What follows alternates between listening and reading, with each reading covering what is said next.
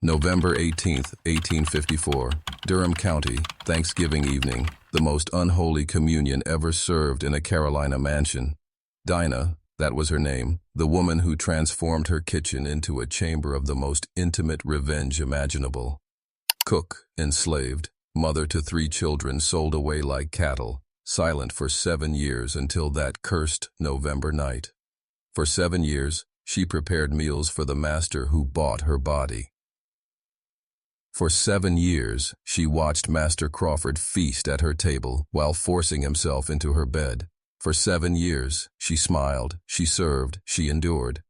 But that Thanksgiving night, Dinah didn't just prepare the evening meal, she prepared justice. She prepared her wife's flesh, yes, her wife, the master's own spouse who had watched it all happen, who had turned away when the screams came from the kitchen quarters, who had counted the silver while Dinah's children were dragged to auction. The master returned from his evening hunt to find his favorite stew waiting, rich and perfectly seasoned, just as Dinah always prepared it. He ate with satisfaction, praising the tenderness of the meat, asking for seconds. A rare honor, the master declared, and the master savored every bite. Dinah stood in the doorway, watching him consume what remained of the woman who had enabled 7 years of horror. Of vengeance served warm, consumed willingly, digested in ignorance. This is the story of Dinah of Durham, pieced together from sheriff reports, plantation ledgers, and testimonies sealed for over a century. And if you can stomach what comes next, know this. What Dinah served that night wasn't just flesh. It was 7 years of silenced screams, served one spoonful at a time. Welcome to Echoes of Truth, where we gather the bravest souls who dare to uncover history's darkest, most buried secrets. Do you have the courage to hear what really happened in the shadows of T.S. at Durham Plantation Kitchen? Subscribe now and comment your location below to join this investigation. Now, you have to understand the world Dinah inhabited in 1854 Durham County, North Carolina. The air itself seemed thick with the weight of cotton profits and human misery, where the morning mist rising from the tobacco fields carried the sound of chains and the crack of overseer whips. The Crawford plantation sprawled across 800 acres of prime Carolina soil, its grand white mansion standing like a monument to prosperity built on bones. Spanish moss draped the oak trees like funeral shrouds, and the kitchen house, separated from the main residence by a courtyard, stood as its own kingdom of heat and servitude. This was where Dinah ruled, where she commanded cast-iron pots and wood-fired ovens, where she transformed raw ingredients into elaborate meals that fed the very people who owned her flesh. The kitchen walls absorbed the sounds of sizzling fat, chopping knives, and something else. 7 years of silent screams that no one bothered to hear. Picture the suffocating heat of that kitchen, the sweet sour smell of preservation and decay mixing in the humid air, the constant dance between nourishment and survival that defined every moment of Dinah's existence in this place where humanity went to die. Master Edmund Crawford was what society called a gentleman planter, a man who attended church every Sunday, spoke eloquently about moral virtue, and was respected throughout Durham County for his progressive treatment of his slaves. At 42, he carried himself with the confident bearing of generational wealth, his graying temples and soft hands marking him as a man who had never known true labor. Neighbors praised his kindness toward his human property, noting how he allowed them extra food during holidays and rarely used the whip. What they didn't see were the late-night visits to the kitchen house, the way his footsteps echoed differently when his wife retired early, the particular darkness that clouded his eyes when he looked at Dinah. His wife, Margaret Crawford, was the perfect complement, a delicate southern belle raised on notions of genteel femininity and willful blindness. At 38, she had mastered the art of selective vision, turning her head when certain sounds emerged from the kitchen quarters, focusing intently on her embroidery when her husband's absences grew too long to ignore. She prided herself on her Christian charity and her management of the household slaves, believing that her quiet supervision made her somehow benevolent. Together, they presented the very picture of antebellum respectability, A couple whose moral decay was hidden beneath layers of social acceptability and religious performance. The official story, the one whispered approvingly in Durham social circles, painted the Crawford household as a model of Christian slave management. Edmund Crawford was known for his fatherly care of his human property, providing adequate food, basic medical attention, and even allowing slave marriages, a rarity that earned him praise from neighbors and visiting clergy.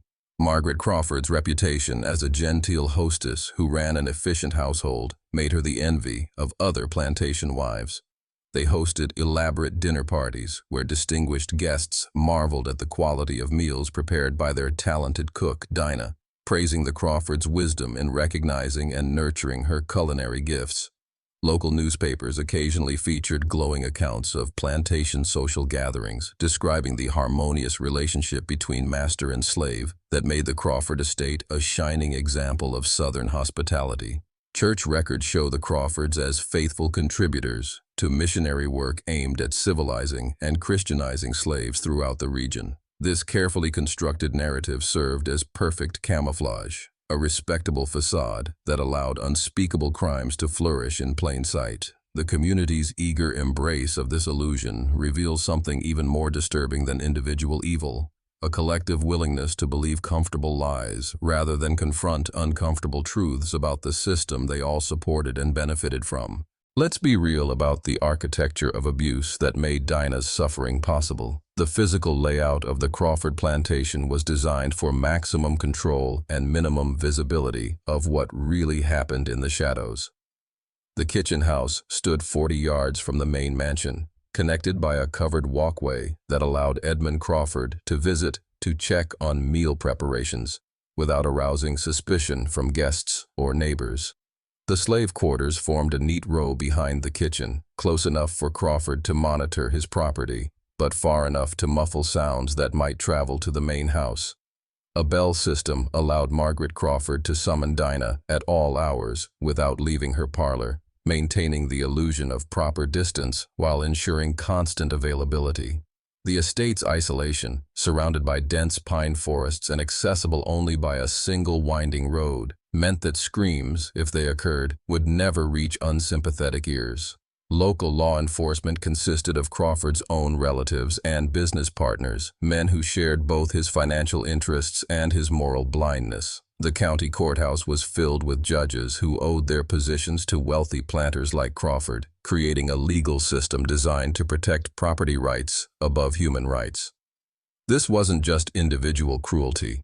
It was systematic oppression, supported by every institution, every neighbor, every church that chose to see only what was convenient to see. When neighbors occasionally noticed Margaret Crawford's unusual pallor, or the way she sometimes locked herself in her room for days, the explanation was always delicate feminine constitution and the natural melancholy that afflicted sensitive Southern ladies. If anyone observed Edmund Crawford's frequent nighttime walks to the kitchen house, it was attributed to his hands-on management style and his particular concern for the quality of meals served to important guests. Dina's children, 3 beautiful mixed-race babies born in quick succession, were explained away as the unfortunate but predictable result of mixing among the slaves, despite the fact that her husband Samuel worked in fields far from the main house and had limited access to his wife. The children's light skin and distinctive features that bore an unmistakable resemblance to their master were simply ignored, a willful blindness that allowed everyone to maintain their comfortable illusions. When these children mysteriously disappeared, sold to distant plantations for their own good, it was presented as Christian charity, protecting them from the stigma of their mixed heritage. Margaret Crawford's increasing dependence on laudanum and her habit of retiring early with headaches was seen as evidence of her refined sensibilities, too delicate for the harsh realities of plantation management. The occasional raised voices from the kitchen house were dismissed as the normal sounds of a working household, the heated discussions between master and cook about meal preparations and household management. Every strange detail had a perfectly reasonable explanation that allowed the community to sleep peacefully in their beds. Margaret Crawford wasn't just a passive witness to her husband's crimes. She was an active enabler whose willful blindness made 7 years of systematic rape possible. This is where the story gets truly chilling, because Margaret's complicity was perhaps more devastating than Edmund's violence. She knew. The evidence suggests she had always known, from the first night her husband's footsteps echoed toward the kitchen house, from the moment Dinah's belly began to swell with the first of 3 children who would carry Edmund's features. Margaret's daily routine was carefully constructed to avoid witnessing what she refused to acknowledge, retiring early with laudanum-induced headaches, taking extended visits to her sister's plantation during times when her husband's inspections of the kitchen became more frequent, scheduling elaborate social gatherings that required Dinah's constant presence in the main house, safely away from Edmund's reach. But her most cruel act was the systematic removal of Dinah's children, orchestrating their sales to distant plantations under the guise of protecting them from the complications of their mixed heritage. Court records show Margaret personally handled the financial arrangements, negotiating prices and transportation with slave traders, while maintaining the fiction that she was performing an act of Christian mercy.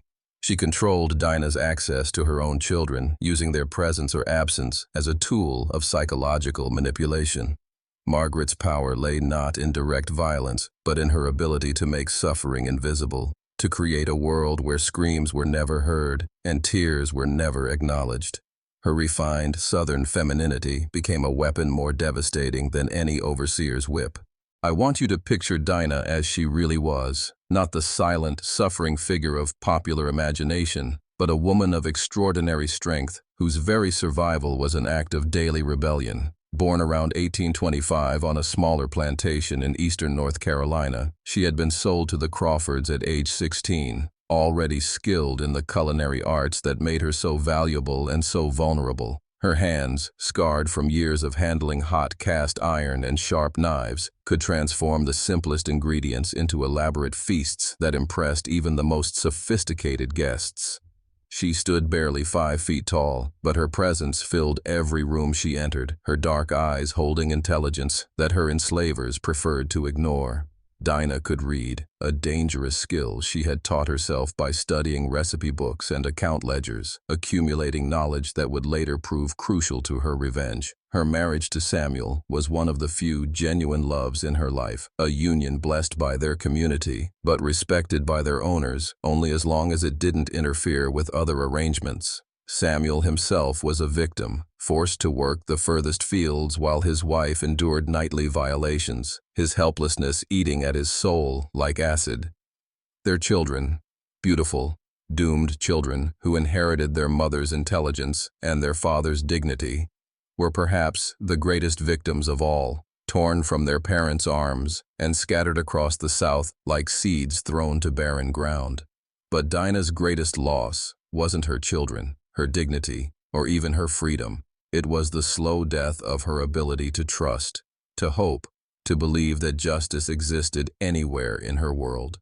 By 1854, she had been transformed into something both terrible and magnificent, a woman with nothing left to lose and everything to avenge. James Murphy was never supposed to see what he saw on the evening of November 23, 1854. The Irish immigrant had been hired as a temporary field hand for the harvest season, sleeping in a makeshift bunk near the tobacco drying barns, invisible to the Crawford family and most of the plantation slaves who viewed him as another form of disposable labor. Murphy had fought insomnia his entire life, and that November night found him taking his usual midnight walk around the plantation grounds, hoping the cool air might finally bring sleep to his troubled mind. What drew his attention first was the unusual light emanating from the kitchen house, not the warm yellow glow of cooking fires, but something brighter, more intense, like flames dancing higher than they should. Curiosity overcoming caution, Murphy crept closer, positioning himself behind the massive oak tree that stood between the kitchen and the slave quarters. Through the single window, he witnessed a scene that would haunt him for the rest of his brief life. Dinah working with methodical precision over what appeared to be a large pot of stew, but the smell, dear God, the smell wasn't like any meat he had ever encountered. And then he saw her lift something from a wooden table, something pale and unmistakably human, carefully seasoning it before adding it to the bubbling mixture. Murphy's Irish Catholic upbringing hadn't prepared him for this moment of witnessing what could only be described as an act of biblical vengeance. He watched in horrified fascination as Dina tasted the stew, adjusted the seasoning, and prepared serving bowls with the same care she might use for any other meal. The most chilling detail was her expression, not madness, not rage, but a kind of peaceful determination that suggested this was not a crime of passion, but a carefully planned execution. James Murphy never recovered from what he witnessed that night.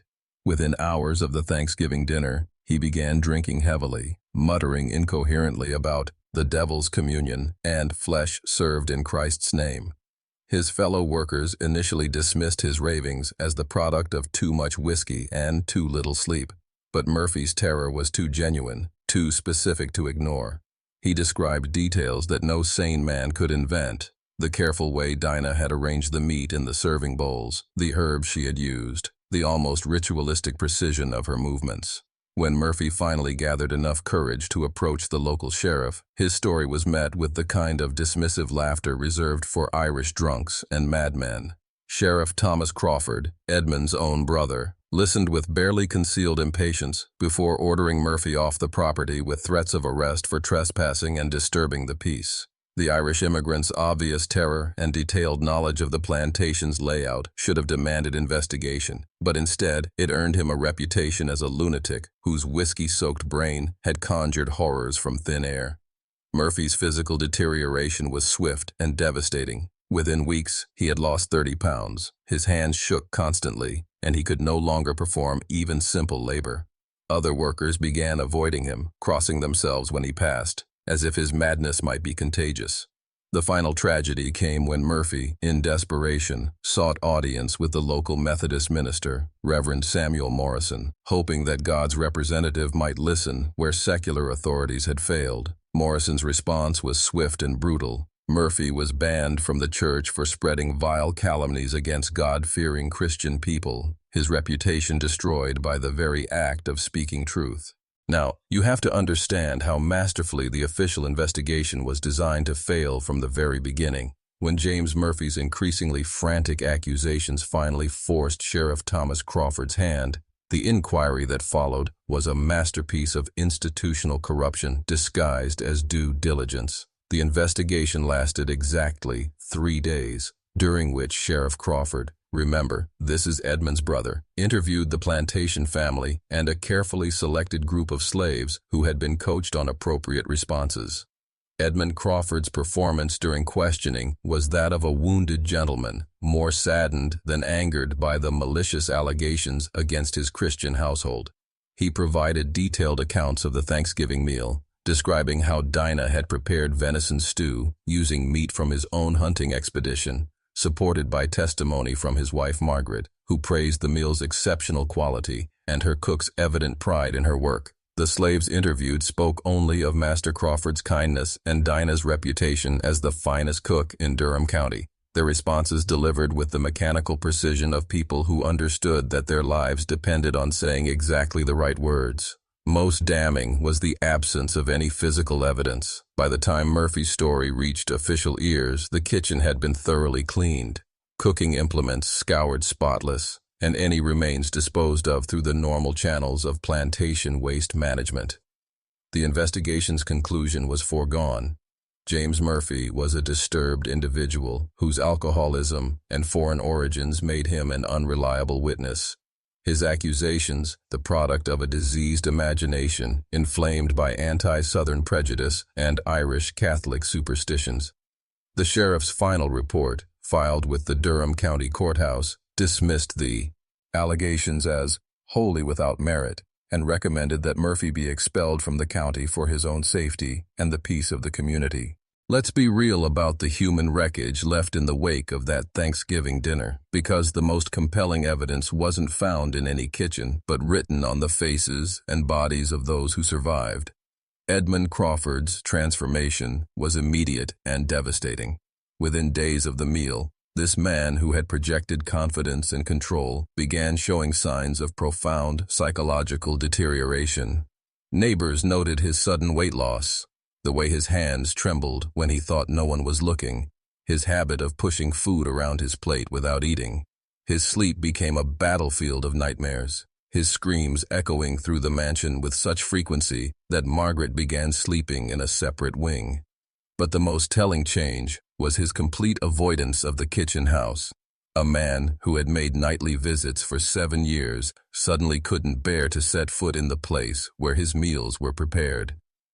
Samuel's suffering was different but equally profound. The knowledge of what he had unknowingly consumed created a kind of psychological paralysis that left him unable to eat solid food for weeks. Fellow slaves reported that he would sit for hours staring at his hands, as if trying to wash away something that could never be cleansed. His relationship with Dinah became impossibly complex, part horror, part admiration, part guilt for his own involuntary participation in her revenge. Margaret Crawford's deterioration was perhaps the most visible, her already fragile mental state completely shattered by the realization of what she had praised as Dinah's finest meal. Her laudanum dependency escalated to dangerous levels, and she began obsessively washing her mouth and hands, scrubbing her tongue until it bled. The plantation's other slaves watched these transformations with a mixture of terror and awe, understanding that they were witnessing the aftermath of justice. Ties served in a form so perfect, so poetically appropriate, that it seemed almost supernatural in its precision. This is where the story turns truly chilling, because Dinah's revenge wasn't the product of sudden rage or temporary insanity. It was the result of 7 years of meticulous planning, a methodical study of human behavior that would have impressed the most skilled psychologist. Court documents sealed for over a century reveal the terrifying intelligence behind her actions, the careful observation and planning that made her revenge so devastatingly effective. Dinah had systematically studied her tormentor's habits, preferences, and vulnerabilities with the precision of a natural scientist. She knew that Edmund Crawford's favorite meal was her venison stew, seasoned with rosemary and thyme, slow-cooked until the meat fell apart at the touch of a fork. She understood Margaret Crawford's vanity about her figure, how she ate sparingly during social occasions, but gorged herself in private when she believed no one was watching.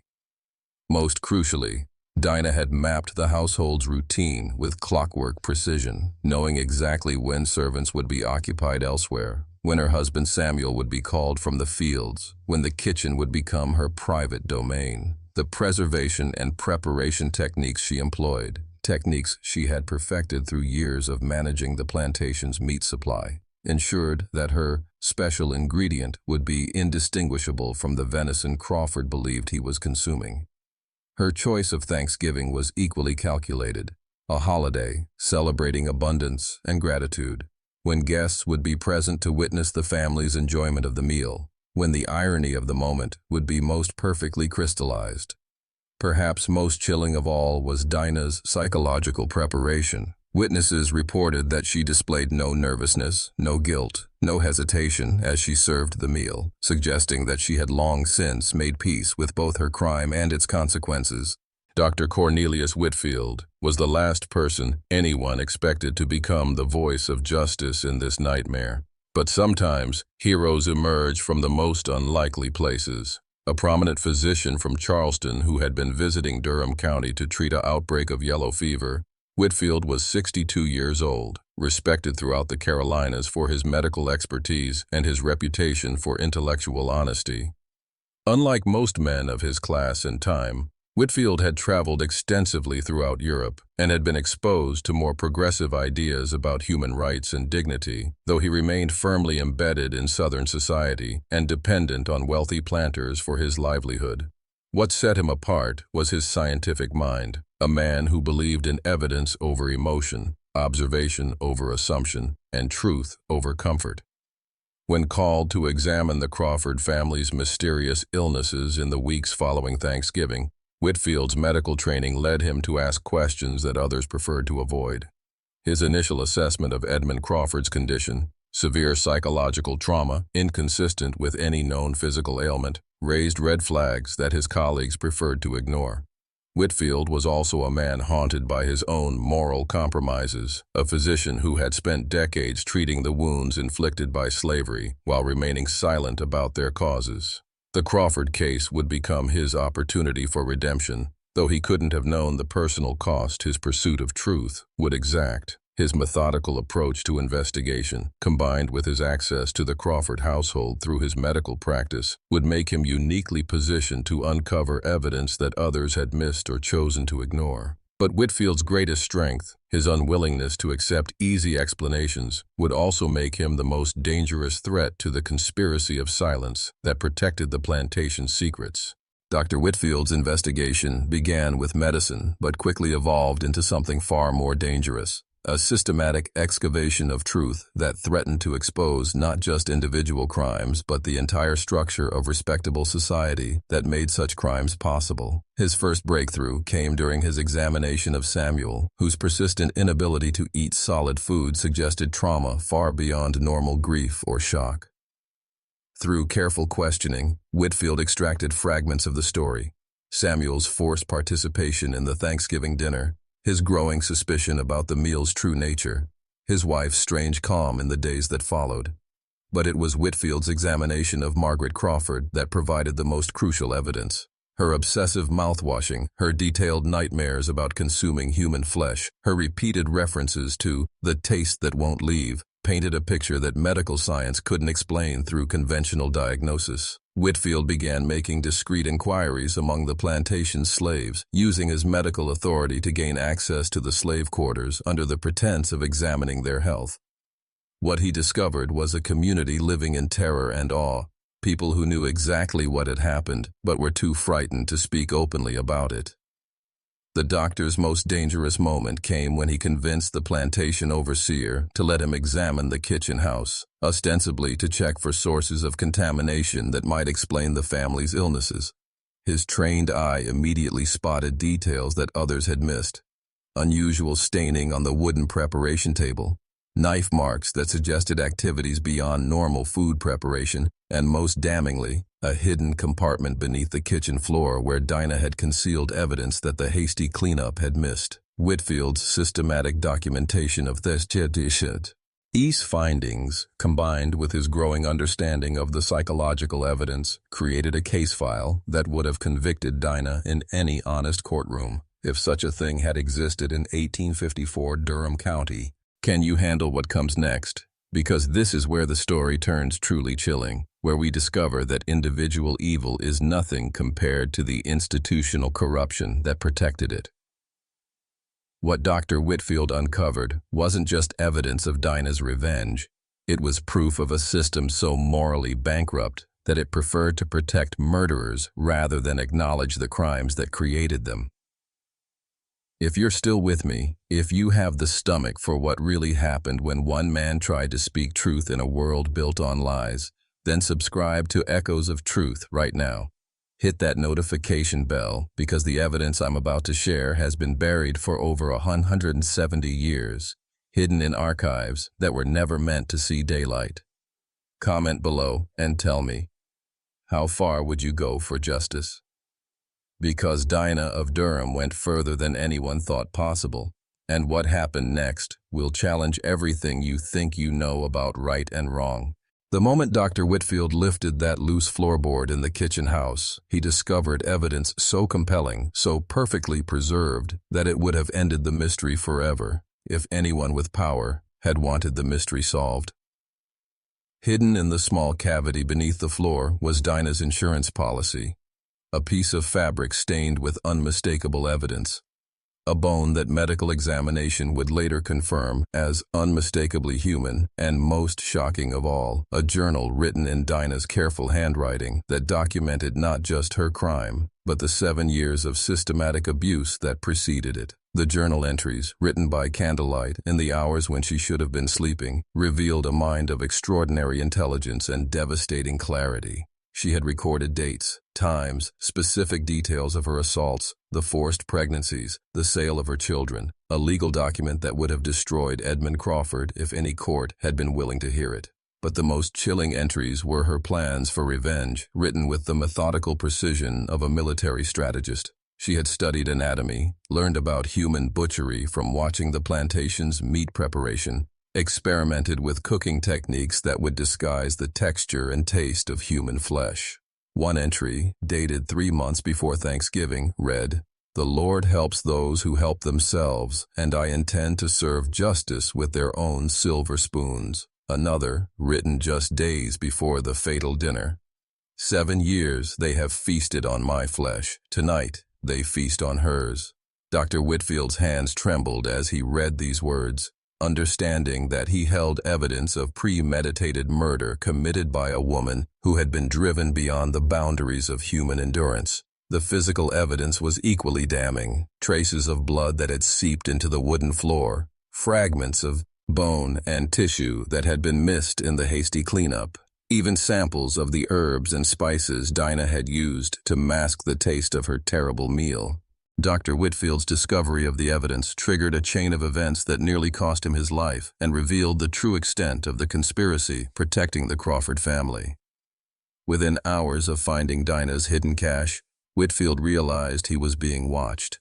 Plantation overseers, who had previously been helpful, now followed his movements, and his medical visits were suddenly subject to supervision by Edmund Crawford himself. The doctor's first attempt to remove the evidence from the plantation was thwarted when his medical bag was searched under the pretense of looking for stolen property. Realizing that his life was in danger, Whitfield made the desperate decision to confront Dinah directly, hoping to convince her to testify about her abuse in exchange for his protection. What he discovered was a woman who had already made peace with her fate. Dinah knew that her crime would eventually be discovered, and that her own execution was inevitable, but she had achieved something more valuable than life: perfect justice. The chase began when Whitfield attempted to smuggle the evidence off the plantation hidden in a false bottom of his medical case. He was pursued by Sheriff Thomas Crawford and a posse of armed men who had been ordered to retrieve the stolen property and ensure that the good doctor understood the consequences of meddling in affairs beyond his comprehension. The pursuit led through 20 miles of North Carolina pine forest, with Whitfield using his knowledge of the county's back roads to stay ahead of his pursuers. His horse collapsed from exhaustion just as he reached the outskirts of Raleigh, forcing him to continue on foot with the precious evidence clutched against his chest. The final confrontation came at dawn when Whitfield burst into the office of the Raleigh newspaper, demanding protection and the right to tell his story to anyone who would listen. I want you to picture the scene when Dr. Whitfield staggered into the offices of the Raleigh Register, blood streaming from a head wound, clutching evidence that could have changed the course of American history, only to discover that civilization itself was part of the conspiracy. Editor James Harrison listened to Whitfield's story with the polite attention reserved for madmen and troublemakers, his expression growing increasingly skeptical as the doctor described hidden journals, preserved evidence, and systematic murder on one of the region's most respected plantations. The newspaper's initial response was predictable. This was clearly a case of a distinguished physician suffering from mental exhaustion, his wild accusations the product of too much stress and too little sleep. But Harrison's real concerns became apparent when Sheriff Thomas Crawford arrived within hours of Whitfield's appearance, accompanied by Edmund Crawford himself and a delegation of Durham County's most prominent citizens. The evidence that Whitfield had risked his life to preserve, the journal entries, the physical samples, the documented proof of 7 years of abuse, was dismissed as fabrications created by a disturbed mind seeking attention through sensational accusations. The reversal was swift and devastating. Within 48 hours, Dr. Whitfield found himself the subject of investigation rather than the investigator, his medical license under review for unprofessional conduct, and his reputation destroyed by whispered rumors about mental instability and alcoholism. The conspiracy extended beyond local authorities to the state level, where legislators and judges with financial ties to plantation owners ensured that Whitfield's evidence would never see the inside of a courtroom. Most crushing of all was the discovery that Dinah herself had been removed from the Crawford plantation during the night. T.E. sold to slave traders who would transport her to the Deep South, where her story could never be verified and her voice would never be heard again. The raid that finally came to the Crawford plantation 3 months later was a masterpiece of theatrical justice, designed not to uncover truth, but to bury it forever beneath a show of official thoroughness. Governor David Reed, responding to persistent rumors and Dr. Whitfield's increasingly public accusations, ordered a comprehensive investigation led by State Attorney General Bartholomew Moore. The timing of the raid was no accident. It occurred during spring planting season when Dina had long since disappeared, and any physical evidence had been thoroughly eliminated by months of careful cleaning and normal kitchen operations. What the investigators found was exactly what they expected to find: a model plantation kitchen, spotlessly clean and efficiently organized, with no trace of the horrors that had occurred there. The slaves questioned during the raid gave carefully rehearsed performances, praising their master's kindness and dismissing talk of murder as the wild fantasies of an unstable Irish drunk and a mentally disturbed doctor. But the most chilling discovery wasn't what was found. It was what was deliberately overlooked. In the slave quarters behind the kitchen, investigators walked past evidence that should have raised immediate questions: the makeshift altar where Dina had prayed for strength, the carved wooden figures that represented her lost children, the hidden space where she had stored items taken from Margaret Crawford's room as trophies of her planned revenge. The official report concluded that while the Crawford household had suffered from regrettable incidents involving unstable individuals spreading malicious rumors, there was no credible evidence of any criminal activity. The investigators praised Edmund Crawford's cooperation and Margaret Crawford's dignity in the face of vicious calumnies, and recommended that the family be compensated for the damage to their reputation caused by the unfounded accusations. Now, you have to understand that the real horror of this story isn't found in Dina's act of cannibalistic revenge. It's in the systematic unmasking of Edmund and Margaret Crawford that revealed them to be far worse than anyone had imagined. The investigation that was meant to exonerate the Crawford family instead exposed decades of hidden crimes that made Dina's revenge seem almost merciful by comparison.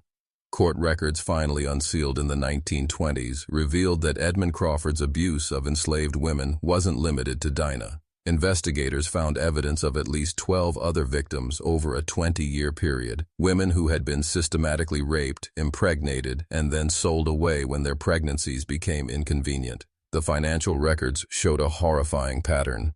Crawford had been selling his own mixed-race children to Deep South plantations, profiting from the very crimes that had created them. Margaret Crawford's complicity ran even deeper than anyone had suspected. She had personally arranged the sales, negotiated prices, and pocketed the proceeds, treating her husband's rape victims and their children as a source of supplemental income. Bank records revealed that the Crawford family's wealth wasn't built primarily on cotton and tobacco, as everyone believed, but on a systematic breeding operation that treated enslaved women as livestock and their children as commercial products. Perhaps most shocking of all were the medical records showing that Margaret Crawford had been administering drugs to her husband's victims, laudanum and other opiates that made resistance impossible and memory unreliable. The couple had perfected a system of sexual slavery so sophisticated and well-concealed that it had operated for decades without detection, protected by social status, family connections, and the willful blindness of a community that preferred comfortable lingers east to uncomfortable truths. When the full extent of their crimes was finally revealed, it became clear that Dina's revenge wasn't the act of a madwoman. It was the calculated response of a woman who had discovered the perfect punishment for the perfect crime. Let's be real about the true scope of what Dr. Whitfield's investigation uncovered before it was buried. This wasn't just one family's private evil, but evidence of an international network of human trafficking that extended far beyond the borders of North Carolina. The financial records hidden in the Crawford mansion revealed connections to slave trading operations in Charleston, New Orleans, and Havana, with detailed correspondence showing how specialty merchandise, mixed-race children, and young women selected for their appearance were marketed to wealthy buyers throughout the Americas. The Crawford plantation served as what investigators would later recognize as a breeding farm, where enslaved women were systematically raped to produce children who would be sold to brothels, private collectors, and exotic slave markets that catered to specific tastes and preferences. Shipping records showed regular transport of household goods to addresses in Cuba, Brazil, and even Europe, where slavery might be officially abolished, but where wealthy individuals could still purchase human beings through carefully disguised transactions. The network included respected merchants, ship captains, and government officials who facilitated these sales in exchange for substantial financial compensation.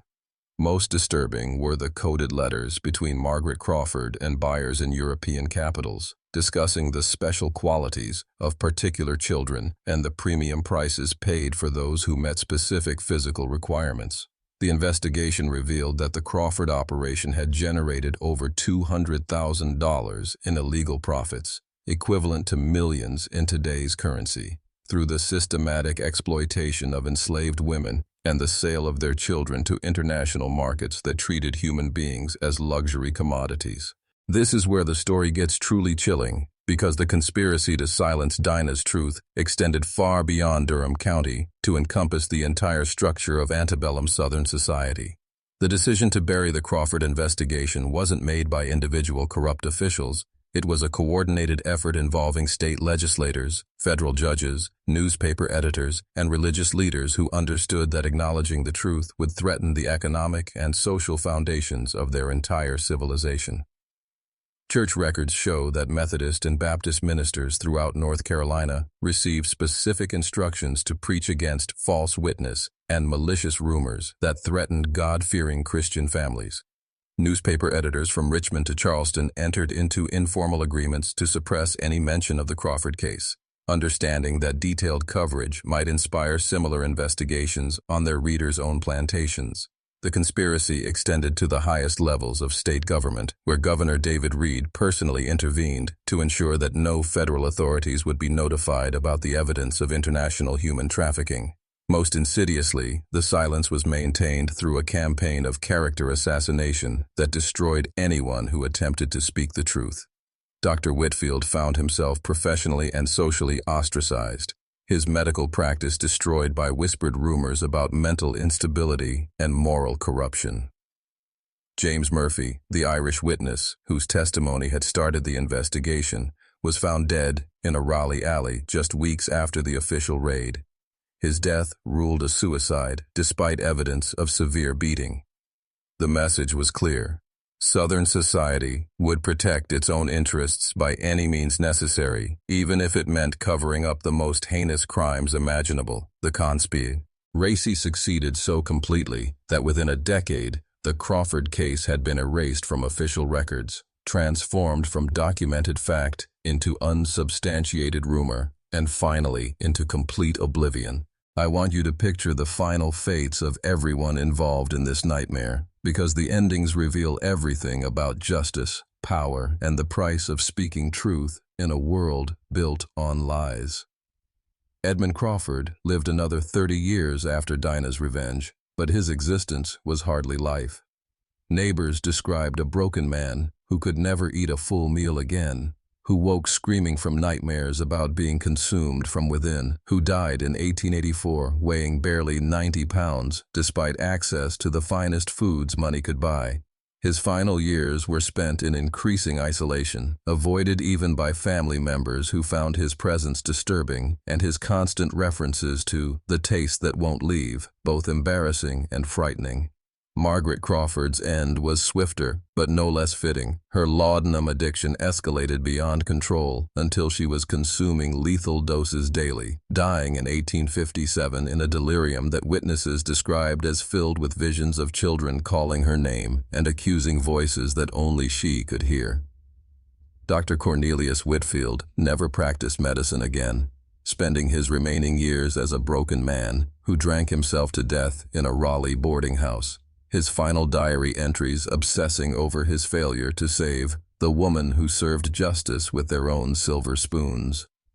James Murphy's mysterious death in that Raleigh alley was never investigated, his body dumped in an unmarked grave that erased the last witness to Dinah's revenge.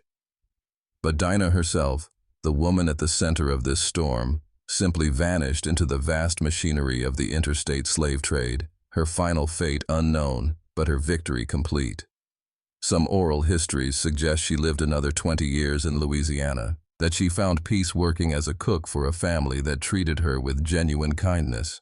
But these stories may be nothing more than wishful thinking by those who needed to believe that justice, once served, could somehow lead to redemption. Now, you have to understand that Dinah of Durham's story isn't just about one woman's revenge. It's about the terrible mathematics of oppression and the moment when human endurance reaches its absolute limit and transforms into something else entirely. What Dinah accomplished on that Thanksgiving night in 1854 was more than murder, more than cannibalism, more than revenge.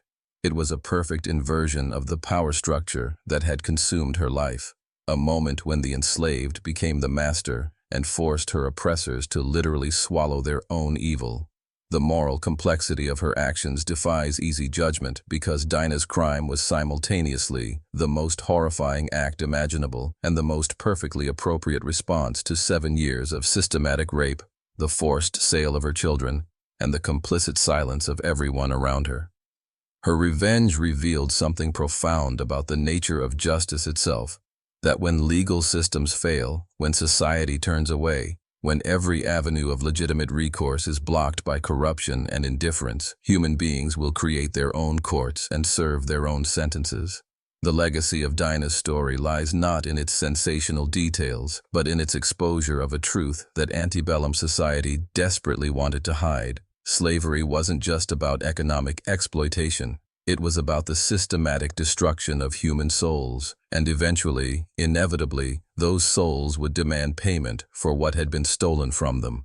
The conspiracy of silence that buried her story wasn't motivated by moral outrage at her crime. It was motivated by terror at what her success might inspire in other enslaved women who had suffered similar abuse. Dinah's greatest victory wasn't killing Margaret Crawford or forcing Edmund Crawford to consume his wife's flesh. It was proving that even the most oppressed human being retains the power to choose their own form of justice, no matter how terrible the cost.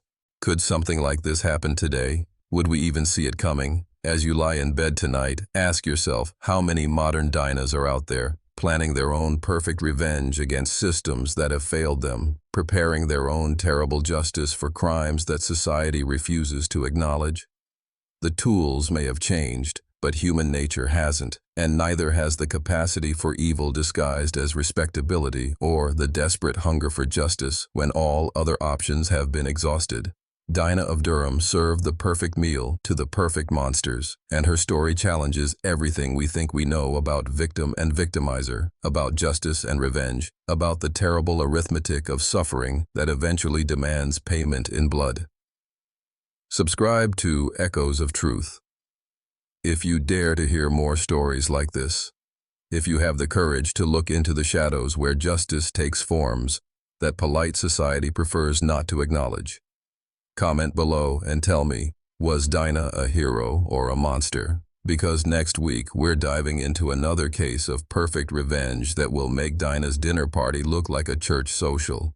The story of Maria Santos, the Mexican seamstress who turned her needle into an instrument of justice so precise, so poetic, that it took investigators 20 years to understand what she had really sewn.